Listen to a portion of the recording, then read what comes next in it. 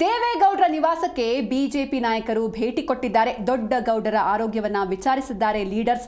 Discharge ಆಗಿ ಮನೆಗೆ ಇದೀಗ ದೇವೇಗೌಡರು ಬಂದಿದ್ದಾರೆ. ಹೀಗಾಗಿ ಅನೇಕ ನಾಯಕರುಗಳು ಬಂದು ಅವರ ಆರೋಗ್ಯವನ್ನ ವಿಚಾರಿಸ್ತಾ ಇದ್ದಾರೆ.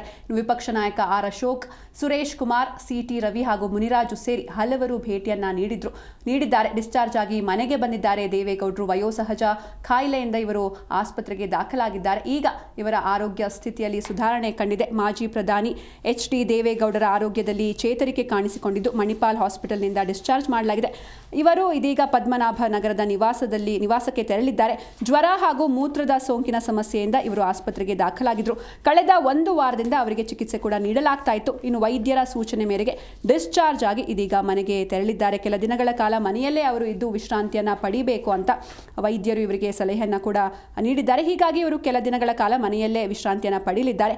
ಬಿಸಿಲು ಹಾಗೂ ಧೂಳಿರುವ ವಾತಾವರಣಕ್ಕೆ ಹೋಗದಂತೆ ಮತ್ತೆ ಸೋಂಕು ತಗಲದಂತೆ ಎಚ್ಚರ ವಹಿಸಬೇಕು ಅಂತ ವೈದ್ಯರು ಅವರಿಗೆ ಸಲಹೆಯನ್ನ ನೀಡಿದ್ದಾರೆ.